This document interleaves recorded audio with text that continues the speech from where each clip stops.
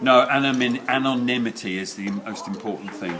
Right, okay, ladies and gentlemen, so what I'm going to want you to do for this homework is really, really very easy.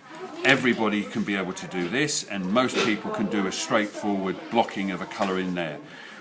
What you can also start to do, and this is what we did on the Matchbox project, which is to be able to blend from dark through to light.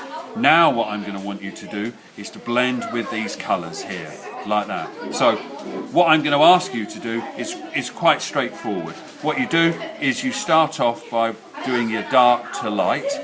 You blend your dark to light, so you start off, I'm going to start off doing dark down the bottom here, and then I'm going to blend to light in there. Now each one of these shapes you're going to do individually, and so I'm going to push in this into the yellow. I can do that, I can blend the red and the orange into the yellow, because obviously orange is made up of yellow and red.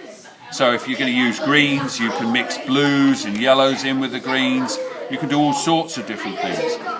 So what I'm trying to do is blend these so that the colour becomes richer, but also so that we can blend like this from colour to colour, colour to colour.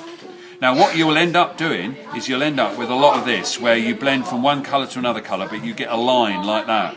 The trick is just to ease up on the pressure. The trick is to try and make it so it's a really smooth transition. Like this with the pencil, like we did before on the Matchbox.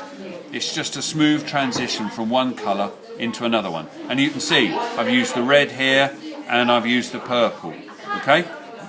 So you can see I'm just blending the colours in like that. And you get a much, much richer colour. Okay? Thank you.